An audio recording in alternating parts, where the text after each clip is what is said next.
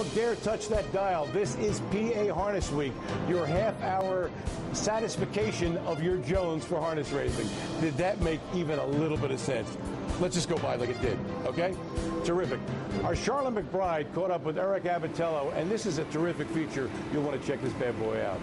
Eric Abbatiello is following in the footsteps of his legendary father, Carmine, a Hall of Famer who's made a name for himself in the 60s. Is it tough living up to the legend? Do you ever feel the pressure? Sometimes, but he's more of a big help for me, so he comes to the barn every morning. He does go to Florida in the wintertime for about 5 or 6 months, but he is a big help to me. What are a few things that you have specifically learned from your father? As respects to driving, his forte was driving, so he knows he'll be able to rate a horse during a mile. But today the business has changed. It's a lot of speed when you're driving a horse. But he was friends with, Buddy Gilmore, Hervé Filion, and all the other drivers from years and years ago. And they set the groundwork and the foundation for what we have today. But like anything else, nothing stays static. It always changes. Growing up, Eric always wanted to be like his dad, but college initially led him down a different path. When I was growing up, I always wanted to be a stockbroker and a harness driver. So my father said, if you want to be a harness driver, you got to go to college first. So when I went to college, I was fortunate enough to get a job and then follow through. And stock market was great, but before I got too old, I wanted to try harness racing. So it's about twice as many hours and half as much money, but we have more fun. From a stockbroker in Conshohocken, PA, to a harness driver, Eric says the two jobs aren't all that different. He's been able to take what he learned in the stock market and apply it to racing. When you train horses, money management becomes an issue. The expenses as respects to the revenue part of it. So absolutely, they kind of go hand in hand because they're a business. This business is obviously a business as well as a sport. For PA Harness Week, I'm Sharla McBride. Thank you, Sharla and Eric. Now it's time to have a look at Saturday's 10th at Mohegan Sun at Pocono Downs. It was a $60,000 open, and as you might suspect, it's a serious horse race. And with that, here's Heather. Totally serious, so I'm going to put my serious face on, okay? We will see just demolished the Open Pacers here at Chester. Now he's at Pocono. Okay, better, sweet. A second, just a neck back to foiled again in the Graduate. And then McRader, he's been racing great. He ships in from Yonkers. What's going to happen? Up top, it is Mac Raider by about a length. Here comes Better Sweet on the outside at 5/8, just a length off the lead with Pallone. Drop Red used hard early, trying to stay up there third. Transcending follows cover into fourth. Further back, Mr. Massimo and River Shark. Right now, it's Mac Raider taking on Better Sweet, 3/4, 120 and 4:27 even. Keep your eye on the timer here. Better Sweet on the outside. Mac Raider on the inside. Further back, Transcending into third. River Shark way on the outside, fourth. Top of the stretch, Mac Raider digging it inside. Better Sweet on the outside. Mac Raider and Better Sweet. They're both tiring just a bit, but still valiant here. Mac Raider, Better Sweet from back, Mr. Massimo. Oh, it's too close to call. Ladies and gentlemen, you just witnessed history. Okay, McRader and Better Sweet set a world record, world record, posting the fastest dead heat in harness racing history on a 5/8 mile oval. It's going to be okay. Okay, teletimer reads, drum roll, 148 and 4. McRader, who's driven by George Napolitano Jr., led the way. Better Sweet, he came first up with Dave Pallone. They knock heads, all right? Awesome race. Nobody could get a nose in front of the other one, and they get to the wire first, both together right there. Awesome. Historical dead heat, and everybody lives happily ever after. And the crowd goes wild. Okay, Mohegan Sun at Pocono Downs. The 6th race on Friday was a Philly Mare Open Trot. Autumn Escapade with Ray Schnitker, the 1-2 chalk, but it was Margarita Mary, I'll drink to that, who got the money for Georgie Knapp at 7-1. Mystical Star led off at 5-1 with Andrew McCarthy got third. Race time was 1:53 flat. If there was any doubt that you get all the harness racing action all over, this is proof positive. And let's start off this week's In the Bike segment with the Meadowlands race. They had two big ones on Saturday night. The first, the Miss New Jersey Final. And with that, here's Heather. Okay, $150,000 on the line. Top three choices going behind the gate are the top three finishers from the prep.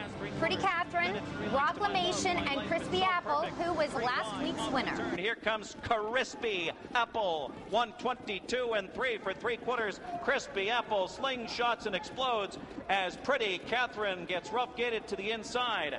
In hot pursuit is Honky Tonk Woman in second here, but is clearly second best right now. Proclamation dives inside. It's a romp for Crispy Apple. Crispy Apple, the even money favorite, lucks out with some cover and just slingshots to the lead, coming home the fastest, drawing off by 3 to win. She was driven by Tim Tetrick in 150 in 3. Honky Tonk Woman, 37 to 1. She ends up being second. And then Proclamation was third off a ground-saving journey. But that wasn't the only action of renown that happened at the Meadowlands on Saturday night.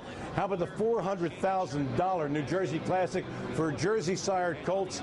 Big Jim, the easiest kind of winner in the Elim, went off at 1-2 with Phil Houdon. Shady Shark Hanover was the 3-2 second choice with Tim Tetrick from the rail.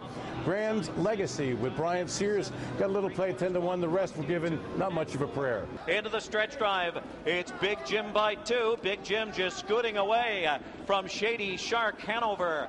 And looking for adventure, looking for room. Graham's Legacy is all out of cover. Comes High Noon, but it's Big Jim. Big Jim left from the 8-hole, took a seat third, but he got a little bored there, so he set sail for the top, quarter poled, and from there it was clear sailing. Nobody could get within sniffing distance of this very talented colt. Big Jim aired in 151 flat. High Noon with Ron Pierce, not Gary Cooper, cowboy, closed well to get the belly at 99 to 1. Shady Shark Hanover had to settle for third. The value was the exact to 8-5. Big Jim and High Noon returned 144.60. Now let's head up to Canada. This is the Molson Final with Heather. Okay, and here, $300,000 is the purse. Foiled again, the horse to watch. He was second last year to his stablemate, Won the West. But this year, the utmost confidence from his driver, Yannick Gingras, because going into this race, Yannick said this was the horse to beat. Foiled again, the leader, with just over an 8 to go, and he's opened up 2. On the outside, Art Professor, second. Legal Litigator, third. On the outside, fourth, Atokia, foiled again, just gave them the slip. Foiled again paces first up to win in 151 and 3. Pounces off to a 3-length victory. Art Professor, who happened to be my pick, closed a big time but had to settle for second. Foiled again stablemate from the Ron Burke barn, Atokia, took the third money. First up for most horses is like a nightmare, but for him it's like a day at the beach. Oh, absolutely. That's his trip. That's what he likes the best. I mean, he's good on the front too, but at this point in his life now, I think he likes to track him down a little bit, you know. And then he's never been really big on following horses, like being covered up. So first up's actually the best spot for him. Okay, now we saw Looking Hanover earlier in the show with his win in the Maxi Lee. You don't own many horses. What's the deal? You're down as owner on this one. Yeah, I bought him a couple years ago. I was trying to buy him for a while, and then Jay wouldn't sell him. And then one day he come up and said, if you want, you can buy half of them, you know. So I bought half of them, and knock on wood, it's been great luck. You know, we've had good luck together. We've owned a couple other horses together, but right now he's the only one, and he's definitely a nice horse. Thanks, Yannick. Next up, we go out to Hoosier Park in Indiana, in the nation's heartland, and we'll have a look at the $200,000 Dan Patch Invitational. Who was Dan Patch? A mythic pacer who paced in 155 in 1906. Hello. And he was undefeated for about 19 years. But that's another story. All right, let's look at the race. It was a goodie. Giddy Up Lucky, just beaten by Foiled again in the graduate final, was the slight 2-1 chalk with Eric Abbatiello. Vintage Master with Dan Dubé, the 5-2 second choice, and Won the West, yet to regain his 2010 form, was the bettor's 3-1 second choice with Ricky McComber Jr. in the bite. All that glitters is gold. Vintage Master to the outside. Out of the center of the track. Giddy Up Lucky with a rush. They've less than 1/8 of a mile to go now. In the Dan Patch, Giddy Up Lucky on the outside has taken the lead for Goodell. Giddy Up Lucky got away last and began working his way up on the outside, coming up 3 deep, and in one breathtaking, dramatic move, made the top, beating Vintage Master, who was first over a length in 150-4. Golden Receiver off at 25-1 with Peter Wren got third. Won the West despite a perfect second over trip, faded and finished 6th. We don't know what's up with him. And Hypnotic Blue Chip was pulled up at the half and DNF. All right, so that's going to do it for us. An action-packed adventures day at PA Harness Week. Thanks for being here. And for all of us here, including my partner Heather Moffat, I'm Steve Ross, reminding you to get high on harness. It's only natural. There they go. Explosive Matter wins the Colonial easily. Underway.